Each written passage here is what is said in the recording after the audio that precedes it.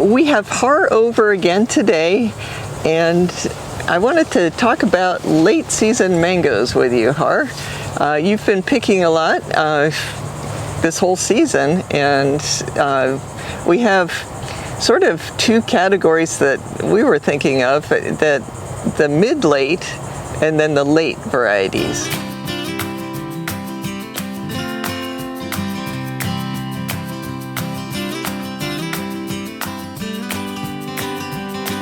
I thought that you could just talk about the mid-late ones first. There was I know a whole lot of Kathy that you picked, but that is one that we were considering mid-late. Do you think that's the right category for it?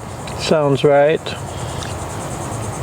And yeah, there was just an incredible number of fruit that you picked. At one of the times you picked it, that was one that you can actually pick when it's not ripe and ripen it off the tree. Is there certain things that you look for in Kathy to know when it's ready to pick? Well, Kathy produces sparkles. That's my invented name for the tiny little sap exudates that dry on the surface of the skin and look like little crystals, and certainly when the sun is shining on that side of the fruit, it's sparkly, moving in the wind, you know. Many other varieties produce a few sparkles, but Kathy is often quite covered with them. Of course, I look for the fullness on the bottom of the fruit. It shouldn't be at all narrow. When it's well rounded out and has sparkles, it's mature enough to pick. And certainly if it's just slightly yellow-green, then you'd better pick it fast. So, how would you describe the flavor of Kathy? Well, it's related to the sweet tart without that super tartness that's overpowering to some people that sweet tart has. So sweet tart is a great favorite for many persons, especially people who like peaches and plums and so on, other fruits that have quite a bit of tartness to them, as well as being very sweet at once. So the Kathy is almost as sweet as the sweet tart and has some tartness, but it's a somewhat milder flavor. I prefer the Kathy over the sweet tart, even though I recognize that sweet tart is excellent as well. And the Kathy's a bigger fruit too. Bigger fruit, yeah, way more pounds of production per tree than a sweet tart, which is lots of fruit, but they're all small. So another variety that we were thinking was in the mid-late season is Honey Kiss. And I know Walter Zill named that variety, and it's a smaller fruit, but you know, very popular. It's got a nice flavor, and comes at a time when there's not tons of other varieties that are available. Yeah, it's a nice flavor. I would say very good, and the fruit is usually clean, reasonably attractive looking. The tree is highly productive. For fruit stands, it's real nice because customers can get one or two of those without breaking their pocketbook when they're buying by the pound, as opposed to what I think is its mother variety, the kit.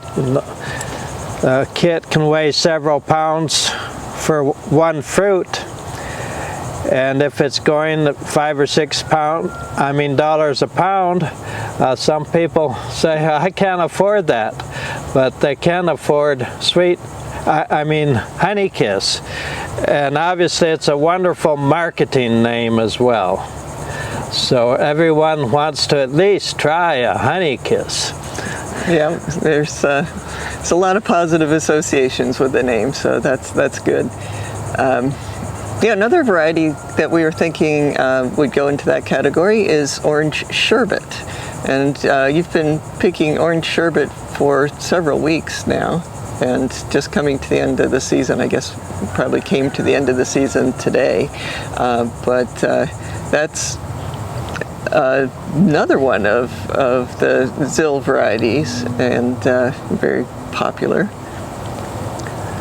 Yes, I've been favorably impressed with the high productivity and good disease resistance, and a nice clean looking fruit.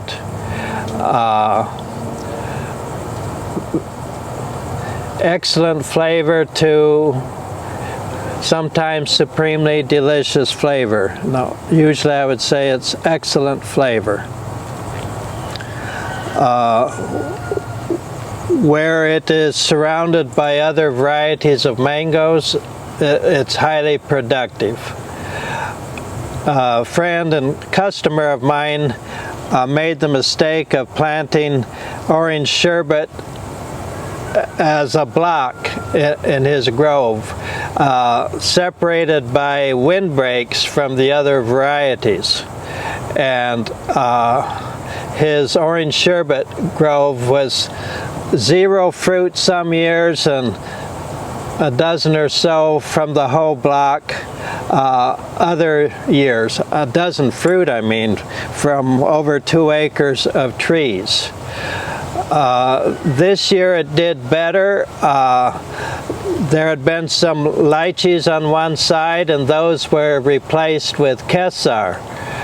And also Hurricane Ian had tipped over all the orange sherbet trees and most of the other varieties too, and those were severely pruned before standing them back up. So now there was good sun penetration and breeze penetration, and this year they got a fair crop. Not a heavy crop like I see here, but a fair crop, which was just a huge improvement over previous years. Also, they turned off the irrigation, which their well water is too salty. So I'm not sure which all factors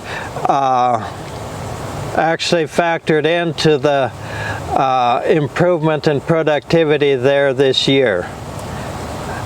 But I think pollination would be number one. So most mango varieties do not need pollen from another mango tree, but some mango varieties are not very receptive to their own pollen. This is a discovery of the last few years down at the Tropical Research and Education Center in Homestead. Orange sherbet was not one of the varieties that they studied, but they did find that some of the varieties in their collection usually fruited only if they received pollen from another variety. Well, good to know. And I guess this is sort of good coincidence, but the next one I was thinking of is Lemonesh. And what makes that sort of coincidental is that the Lemonesh and the orange sherbet look exactly the same, the trees and the fruit. And so that's a variety that we always try to mark the fruit while it's still on the tree, because apart from tasting it, it's impossible to tell the difference. And that produced heavily also. So very nice, equally clean with the orange sherbet. Now back to orange sherbet, if you're going to be a 1 mango yard, pick some other variety unless your neighbors have mango trees. Yeah, definitely needs some other kind of pollen. So the orange sherbet and the lemon-ash trees have a very similar rate of growth. Not only do the leaves look very similar, I cannot tell them apart, but it's also, they seem to they can be very compact. They don't have like a spreading growth habit. Is that your impression too, Har? I mean, it seems like there's lots of branches, smaller branches. Well, I saw I guess the original tree at Zill's years ago and one grafted tree there. And I've seen your partial trees, because all yours are side branches on some tree that has other varieties. Can't really tell growth habit from that. Now at the Grove, where there are 2 acres of them, they seem to be of medium vigor and kind of upright and not real dense canopies. So real nice to pick the fruit from if there are any. So they weren't especially productive in that situation? No, because it was one variety by itself that apparently doesn't like its own pollen. That's not been experimentally proven, but that and the salty irrigation water that had been used extensively until partway through this season were the only 2 things that I came up with for possible reasons as to why it wasn't fruiting there. Okay. So another one of those mid-late ones comes to mind is Zilindochinese. We have 1.5 trees in the grove, and the one in the main part of the grove, it was amazing. For several years the tree looked awful but would make a ton of fruit. The tree itself is looking better these days, and it seems to be making about the same amount of fruit. I don't know if that's your impression of that or not. Yeah, the crop was good. The fruit have had disease issues here on this one tree. I don't even remember the Zilindochinese tree where it was in the Zill Groves. I know it was there somewhere, maybe just a branch on a tree. I really don't remember. So I shouldn't, evaluate the disease resistance or lack thereof in just one tree. For instance, Venus, you have 2 trees, well, you have more like 5 trees here in the grove. And one of them is really disease-ridden and the other 4 are fine.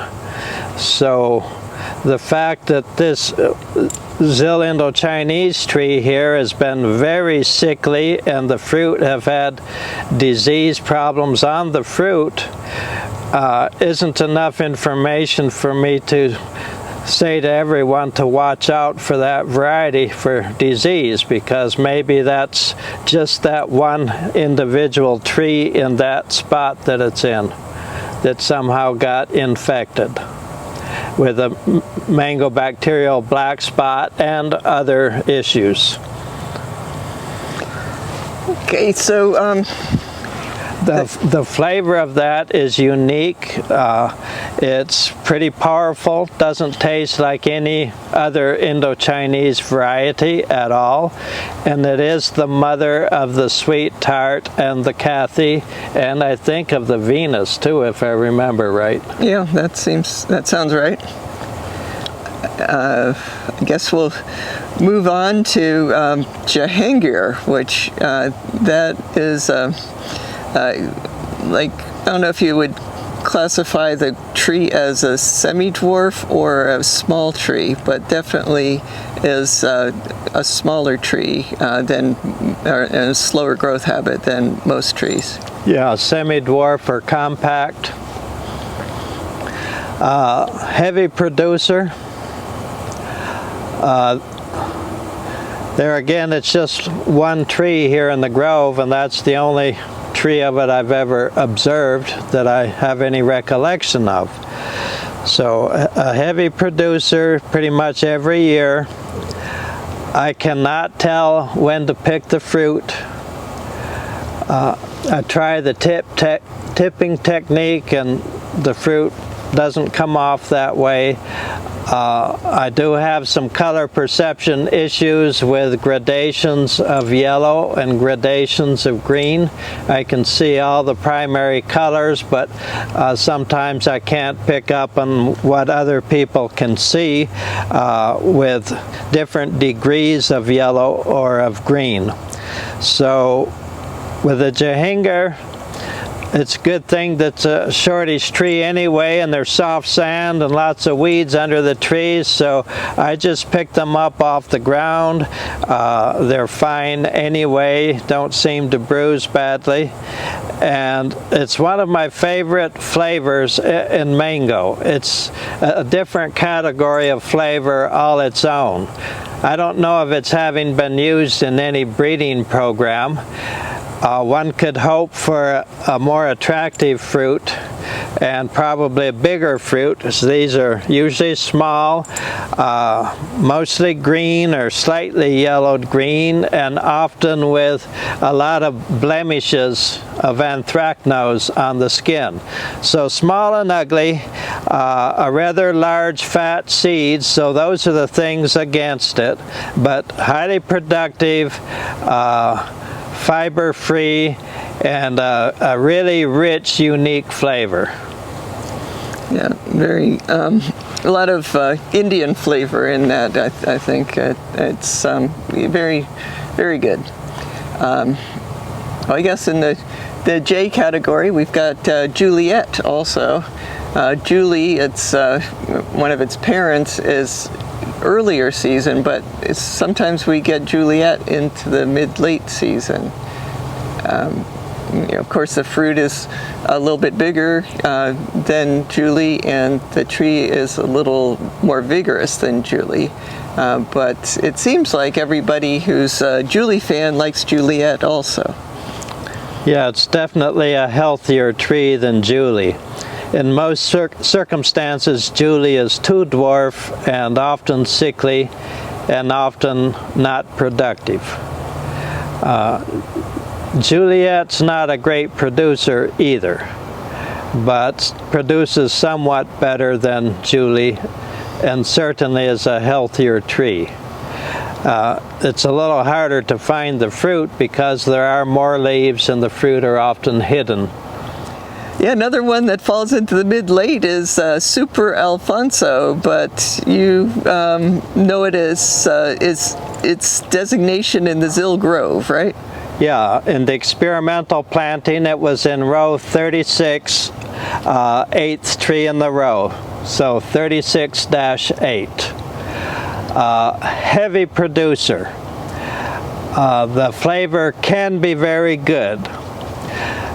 Its drawback, and the reason that it wasn't released to the public as a grafted tree nearly as soon as many of the other varieties that started fruiting at the same time that variety started, it was held back for several years because it's easy to pick it at the wrong time. If you leave it too long on the tree, the flavor falls considerably, and of course, like any mango, if you pick it too soon, it's not going to be properly sweetened up or properly supplied with minerals for good flavor. So back in 2015, we were having discussions. I was employed that summer at Zil's. I hadn't been there for 15 years, but I worked there that summer and got to taste the new fruits, and we had discussions and did experiments about when to pick this variety that's now called the Super Alphonso, which is not descended actually from Alphonso, but has a similarly rich classical India type mango flavor. Quite a few people consider it one of their top 2 or 3 preferred mangoes, obviously when picked at the proper time. You certainly want it to be completely filled out and smoothish skin, and perhaps with some sparkles on the skin. Little sap beads, not you know, gluing glitter onto the outside of the Yeah, the dried sap sparkles. They're very tiny beads of sap that have oozed out through the pores in the skin of the mango and dried there to shine in the sunlight. There won't be anywhere near the amount of sparkles that you would see on Kathy.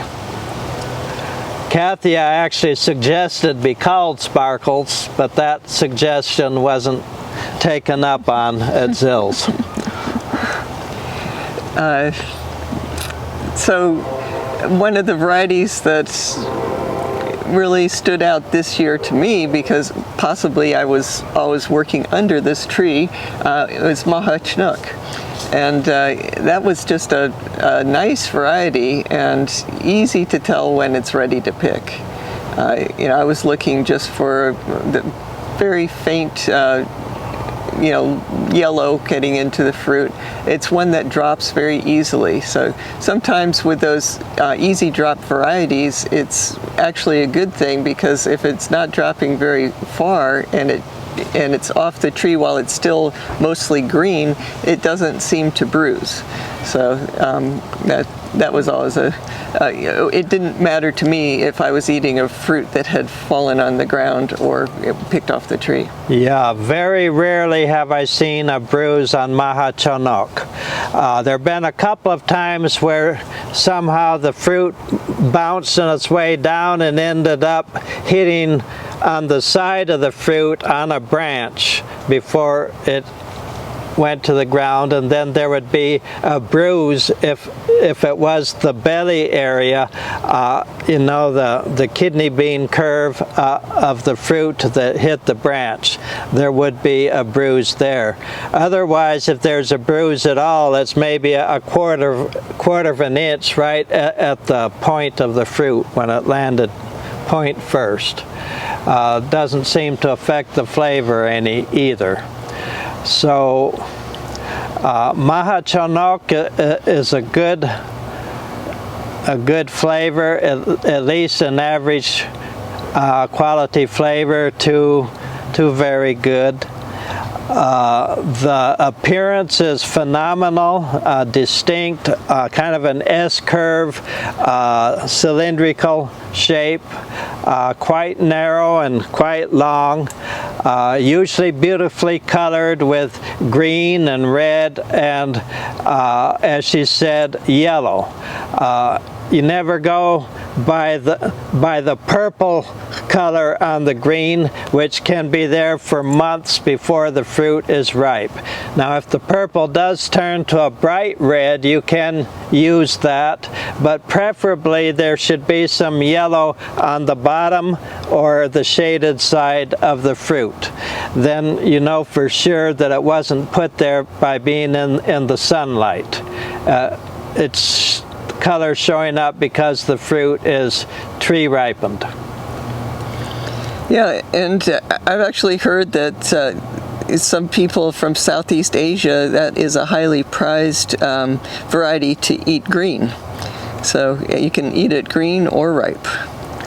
I've even seen some people from India accepting it for use as green mango pickles, and they always want fruit to be quite tart for pickles in India. When people from Thailand want green fruit, they want sweet green fruit to make like mango noodles from, you know, grating it. So total different uses of green mangoes. then another one of the varieties, we don't really produce much of this variety yet, but we're hoping every year it gets better, is Ceci Love. And that was one of the varieties from Gary Zill, but it was named by Richard Campbell after his wife Cecilia. So that has a little bit of history even before we start talking about the fruit. You know, as I said, we didn't have very much this year. Did you happen to taste one? Yeah, there were several bird-pecked ones that I put in my stash and enjoyed them. They reminded me of Florigon, but I'm not real fond of Florigon, so I should immediately say that this had a better flavor balance than Florigon. So like Florigon, it's quite disease resistant, has a very smooth pulp and a nice yellow color to the pulp, and a bit of a Southeast Asia type flavor mixed in with India type flavors. So Florigon is a winter tree if you like it, because it's super productive, a lot of pounds per tree every year, and very disease resistant and easy to pick. Everything good about it, except in some people's opinion, the flavor. With Ceci Love, or Ceci Love, it's a richer flavor that I like much better than Florigon. So I'm thinking it's maybe Florigon mixed with something else. Yeah, it's definitely a popular fruit. It's and one that we've just started to have, because, you know, when you top work a tree, you don't instantly get the fruit. So we've had a few fruit here and there, but very nice. Last variety that I'm thinking of that falls into the mid-late season, at least typically, is Pram Kima, which this has not been a banner year for us for that variety. We have a whole tree of that variety, and I don't know, I only saw like a handful of fruit this year, so it's very unusual that would be so unproductive. Yeah, Pram Kima is a rather vigorous tree with a thick canopy, and most years it seems to produce only on the bottom branches. So I've not tried this yet, but since I occasionally do cocktail mango trees for people, more in the past, not in the last couple of years, but if I were to graft bottom branches to Pram Kima and the rest of the tree to other things, that would probably work. The color inside the Pram Kima or Mah is often a red carrot color, and it's a Southeast Asian type flavor, but in a subcategory all its own. I like it. Yeah, it's got a pretty rich flavor to it, and yeah, it's one that a lot of people like. So that's sort of our mid-late season stuff, the mango varieties.